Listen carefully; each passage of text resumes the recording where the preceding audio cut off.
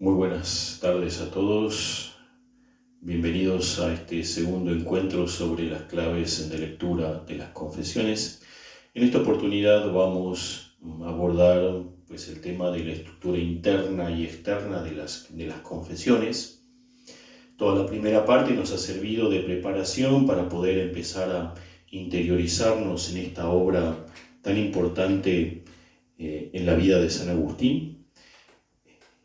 Y antes de pasar a la división externa, que sería el modo más lógico de abordar esta sección, primero por su densidad y además por lo que nos puedes aportar en continuidad con lo ya desarrollado, prefiero que nos detengamos en la división interna.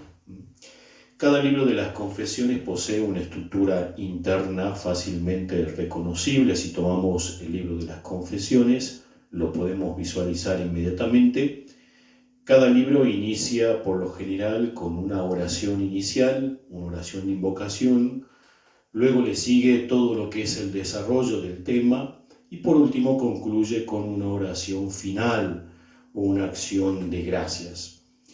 La estructura propuesta de esta manera pone a la obra en un contexto claramente litúrgico y dialógico. No se trata, por tanto, simplemente de una narración de la historia, sino que la vida se hace oración en las confesiones. Agustín hace de su narración una oración, un diálogo con Dios. Él le cuenta su vida y Dios le responde revelándole su misterio y su acción misteriosa. En este sentido litúrgico de las confesiones es confirmado además por su misma composición hecha o considerada como un entramado sálmico con abundantes citas y referencias bíblicas. La vida se hace Biblia y la Biblia se hace vida. Misterio de la palabra encarnada, ¿no? En el fondo queda la duda si es Agustín el que relata o es Dios el que relata con su palabra la vida de Agustín. Las palabras humanas en este sentido son insuficientes para expresar el misterio que se quiere decir y por ello, y qué mejor que expresarlo y que expresar este misterio con las palabras más adecuadas, que es la palabra de Dios. En cuanto a su estructura externa, sin entrar también en polémicas, la obra contiene 13 libros divididos en dos partes o grandes partes. La primera parte va desde el libro primero hasta el libro noveno y luego tenemos un libro que lo podríamos considerar como un libro bisagra, que es el libro 10, y luego la segunda parte que va desde el libro 11 hasta el 13. Esta última parte ha llamado siempre mucho la atención a los lectores y estudiosos de la obra de San Agustín, porque si prestamos atención, rompe con un esquema de la primera parte, introduciendo a partir del libro 11 una exégesis de los primeros capítulos del libro del Génesis. El relato de las confesiones pareciera que terminara con el relato de su conversión en el jardín de Milán y su bautismo. Luego viene el capítulo 10, que contiene una reflexión sobre el tiempo y la memoria, y por último, lo que mencionábamos, aparece esta exégesis de los primeros capítulos del libro del Génesis. Tanto la primera parte como la segunda tienen algo en común, ¿no? Es el esquema septenario. En la primera parte de la estructura septenaria es de las 7 edades del hombre antiguo. Es un esquema antiguo, filosófico. Y la segunda parte está modelado según el esquema septenario de los 7 días de la creación, ¿no? Que es un esquema más de orden o de tipo teológico. ¿Qué quiere decir con esto? quiere decir de que con esto hay una relación, una correlación, ¿no?, entre ambas unidades redaccionales. No se trata, como algunos piensan, de un agregado o de una divagación o un despiste del autor. Lo que podemos percibir es que hay una verdadera intencionalidad. Algunos interpretaron la segunda parte como una nueva forma de narración de las mismas confesiones de la primera parte, pero con un lenguaje nuevo, con más teológico. Pero a mi entender, la evocación del Génesis, ¿no?, que tiene una gran significatividad pues, en el pensamiento de Agustín, hace más bien referencia, más que al relato precedente, a una nueva creación. En la primera parte, el sujeto de la narración es el hombre viejo, el Agustín viejo, mientras que en la segunda parte el sujeto de la narración es el hombre nuevo, el hombre que ha nacido en el bautismo. Pasemos ahora a detallar los fundamentos de esta posición o de esta interpretación, reconociendo en los textos los elementos que los fundamentan. Muchos autores han evidenciado el cambio redaccional que se produce en la obra a partir del libro 10. Estos libros denotan una redacción un tanto más enredada, es más confuso. De hecho, siempre uno cuando lee las confesiones, lo más probable es que llegue hasta el libro octavo, hasta el libro noveno, y después de allí la lectura se haga más pesada, más difícil, y por eso a veces no se entiende qué es lo que Agustín está queriendo decir en esta segunda parte. Muchos dicen que Agustín se torna como más filosófico, ¿no? Es verdad, ¿no? Si la filosofía la entendemos como una reflexión existencial de la vida, una reflexión en torno al yo existencial. En la primera parte de la redacción, si prestamos atención, es mucho más lineal, es más cronológica, es histórica, basada en las 7 edades del hombre. Y ahí está el cambio, ¿no? Se pasa de una narración narrativa, histórica, lineal, a una redacción más reflexiva, con características más cíclicas y por eso más enredada, ¿no? Reflexión en torno al yo existencial, la consideran algunos autores, ¿no? Ya hemos mencionado también el cambio en la estructura o esquema de elaboración en la redacción que se ajusta y que fundamenta de alguna manera, ¿no? Profundicemos ahora en los elementos partiendo de la primera parte de las confesiones. En la primera parte, que se desarrolla del libro primero al libro noveno, el esquema que denomina, como lo decíamos, es el filosófico, realizado a través del esquema septenario de las 7 edades del hombre, que hace de la narración una narración lineal, histórica, encuadrada dentro del Cronos. Un esquema que se adapta mejor para describir y hablar del hombre viejo, ¿no?, sujeto al cambio, al devenir histórico. Sin embargo, que sea lineal esta narración no quiere decir de que no haya o no se desee trazar un camino ascensional, ¿no? Hay una ascensión, ¿no? Hay una elevación, pero siempre se da dentro de este marco histórico, ¿no? Es lineal, procesual y al mismo tiempo ascensional. O sea, hay movimiento dentro de este esquema. Al esquema septenario Agustín ha ya recurrido en el libro sobre la grandeza del alma, de los diálogos de Casicíacos, para describir su elevación a través de los 7 grados que conducen al alma a la contemplación de la verdad. En el libro sobre el Sermón de la Montaña lo usa también con esta misma connotación o intención.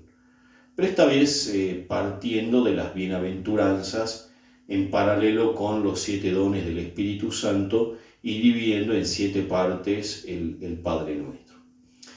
Este esquema con características ascensionales le sirve a Agustín para trazar el camino de conversión del hombre viejo al hombre nuevo, del hombre carnal al hombre espiritual, del eros al ágape. El niño cuando nace es tremendamente narcisista, egoísta. Luego vienen las pasiones, ¿no?, que en la juventud lo arrastran por todos lados, dividiéndolo. El hombre viejo es el que buscando a Dios confunde la felicidad y apetece las cosas terrenas, el reconocimiento, la vanagloria, los honores, los cargos, pensando que en ello va a encontrar el verdadero descanso, ¿no?, esa paz, esa quies, ¿no?, que tanto busca el hombre. Es el hombre soberbio, el hombre altanero, ¿no?, esclavo de su propia libertad, ¿no? Reconoce Agustín que su deseo era amar y ser amado, esto lo dice en los primeros libros de las confesiones, pero que él no sabía amar como convenía, como correspondía o debiera, y por eso caía enredado en los placeres. Todo su amor,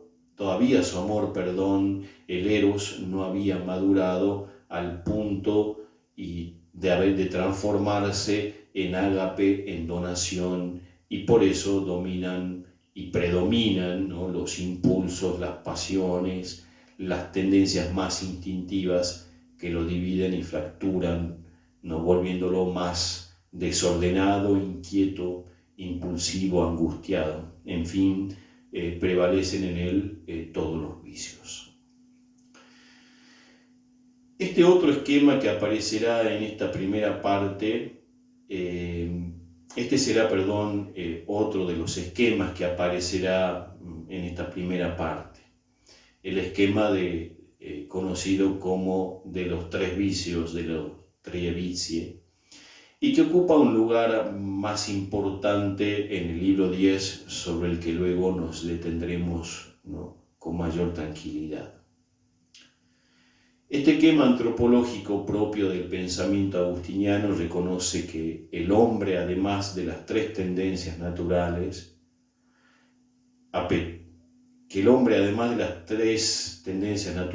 apetitos, deseos, amores, con lo que nace y que lo orientan hacia Dios, nos hiciste, Señor, para ti, y nuestro corazón está inquieto, a causa del pecado original, ¿no?, estos deseos, estos apetitos, a causa del pecado original se vuelven sobre sí mismos, convirtiéndose en vicios. De acuerdo a esto, el vicio en sí mismo no es un pecado, sino un deseo que ha sufrido una hipertrofia. Es decir, que se ha deformado, que se ha engrandecido soberbiamente, es una perversión, ¿no?, una perversión. La felicidad se reduce al placer carnal, la concupiscencia de la carne, la verdad, que es conocimiento de la verdad, se convierte en pura vanidad y placer por el conocimiento en sí mismo, concupiscencia de los ojos o curiosidad.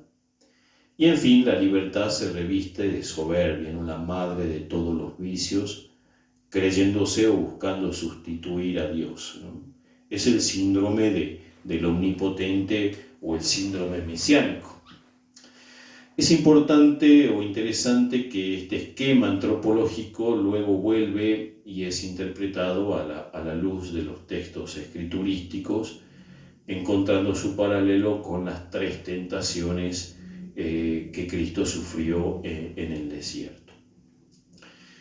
En esta misma línea antropológica, también en esta primera parte, en esta primera sección, encontramos las referencias a las doctrinas de la ética agustiniana de Luti Frui. El hombre, a causa del pecado, invierte, la perversión, y confunde los medios con los fines.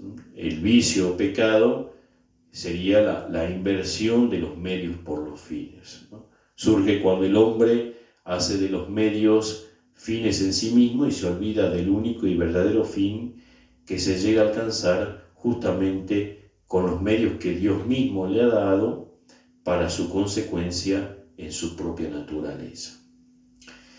Para Agustín las cosas se clasifican en tres, ¿no? Unas cosas son para amar y gozar, otras que fueron hechas para amar, gozar y usar, y por último las cosas que fueron dadas únicamente para usar, que serían las uti.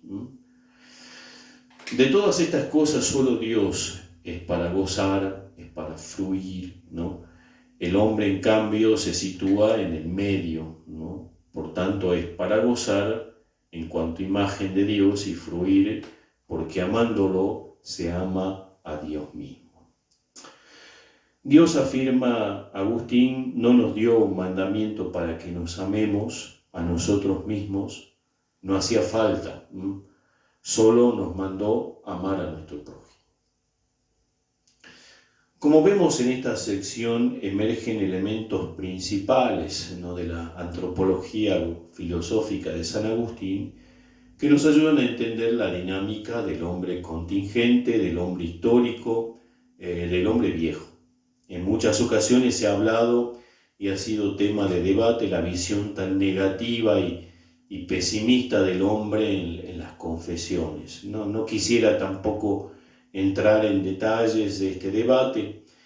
Algunos han atribuido esta visión a su permanencia en el maniqueísmo. No me parece, por las referencias tan claras que hacen las confesiones a la bondad de la creación. Otros hablan de un estilo retórico, algo más plausible, en la que, queriendo resaltar esa misericordia de Dios, Agustín acentúa el pecado del hombre, ¿no?, para que quede más en evidencia.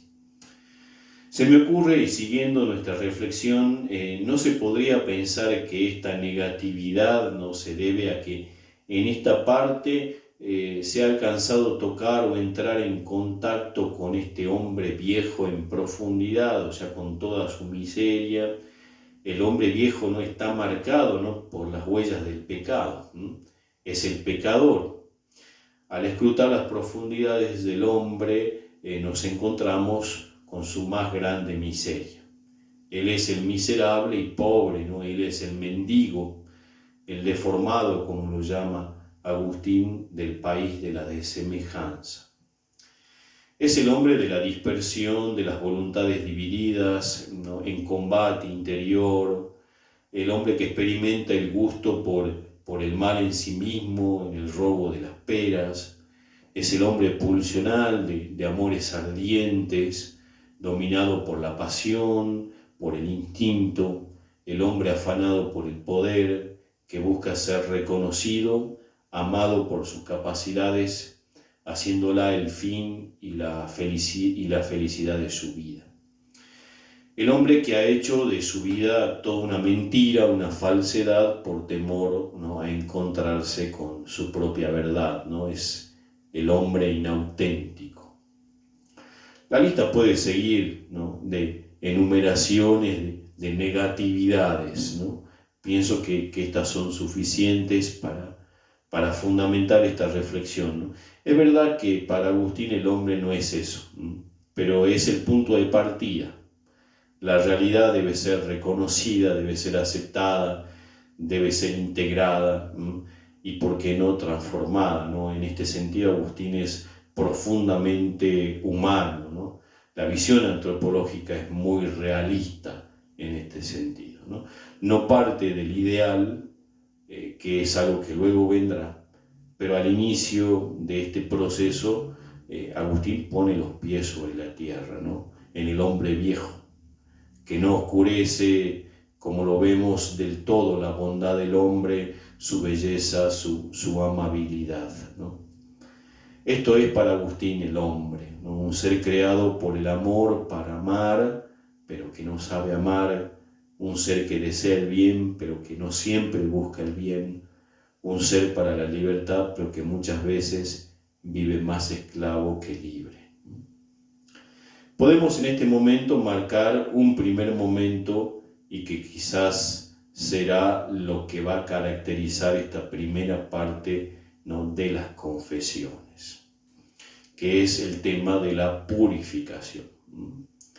En los grados de ascensión del alma, los 4 primeros, tomados de la filosofía platónica, consisten justamente en la catarsis o en la purificación.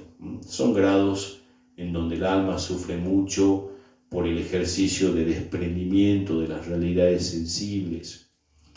Justamente estos 4 grados son los que coinciden con nuestro relato que va hasta la juventud. La narración del relato histórico, podríamos decir, contiene además detrás de todo esto que se habla y que se relata, la descripción, ¿no?, de este proceso de purificación del hombre viejo. Es el momento que Agustín considera de examen y de evaluación, ¿no? Más adelante lo retomaremos, pero luego de estos grados hay un intermedio en el que el alma experimenta como un cierto reposo, tranquilidad, donde no hay lucha, dice Agustín, grado que va a corresponder con los relatos del libro 10. La lucha final, ¿no?, que Agustín tiene en su interior, en donde él mismo reconoce tener una voluntad dividida en lucha entre sí misma, en el libro 8 podría ser considerado como el final de todo este proceso de purificación que situamos en el grado de contemplación de la verdad. Es en esta lucha de las 2 voluntades y su consecuente unificación que se da el reposo, la calma. Luego vendrán los intentos de elevación a la contemplación de la verdad, en el que Agustín reconocerá que aún este es un grado y no el final de todo el camino. No basta en la interioridad agustiniana llegar a las profundidades del autoconocimiento, ¿no? Es necesario, sí, pero hay que remontarse aún más adentro de nosotros mismos. Para ello le servirá a Agustín pues el tema de la memoria, lugar donde Dios habita, que aparece, digamos,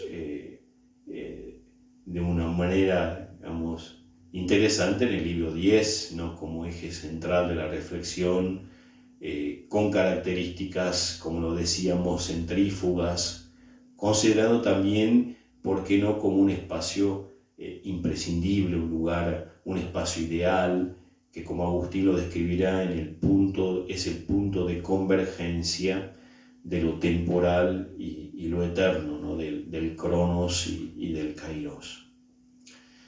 Para ello le sirve la meditación sobre el tiempo, donde llega a la conclusión de que en realidad no hay tiempo pasado, presente ni futuro, y habla de distensión, de intención, de extensión.